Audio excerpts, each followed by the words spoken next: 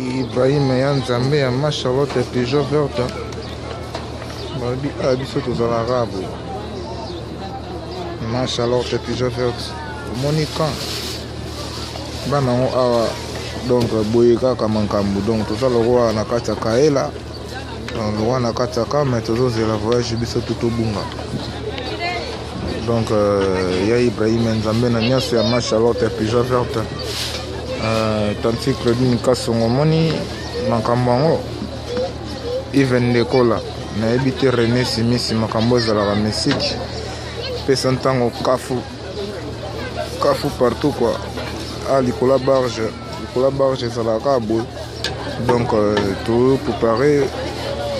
okende nzela ya Kisangani wana na se baza na premier niveau biso oza na deuxième niveau likolo donc bankuna bana premier étage biso ata na deuxième étage tosaka moloko yango na ndenge show ya vitesse to vide na bango tolongwa se na se bacomprendre te na ndenge makambo yango kaka nde ezalaka kwa mais toza toujours ebele tozela toujours dans le bon ndenge ezalaka donc babelina na Angola donc ba Even Ndekola bino to Fodi Mayemba Fabrice Dibasana toza vraiment ebele kuna donc aminga olobeza te kwa Ibrahim Nzambe na nyonso le petit king est toujours là naza toujours na kati ya makambo to planifier ka makambo ndenge ezalaka soki ekomi prêt donc bana mai bo sentir quoi moi tour côté kuna nano nakota na bakota kati naza na problème au niveau famille mama tanga donc makambo ebele quoi etaki mwana mobali donc toza toujours yango moni dans les bons na olinga pe te kotika pesa ntango nde makambo pesa ntango nde solution. Merci à Ibrahim Nzambe na nyonso ya ma Charlotte Pigeon verte ansindosi moboss ya kilote toyei kobosana te boza vraiment ebele donc kala mingi te so na vide makambo yango tobika ndeni tosala po so eza te quoi donc se na se na bwa bayuma oyo batimbelaka na ozwa bango na cadre pe ya jei donc video mpe ezokotaka mbamoko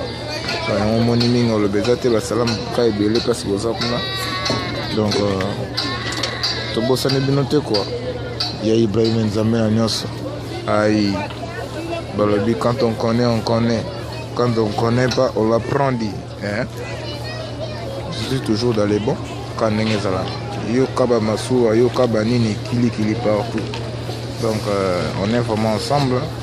dans les bons quoi le petit king est toujours là je vous love tous quoi Ibrahim Nzambe na nyonso ya ma Charlotte Pigeon verte limite tata mwasi Marie-Claire esengela malaika bébé Didas makambo yango mpena kaka nde ezalaka te Lorese la congolaise makambo yango ezalaka musique donc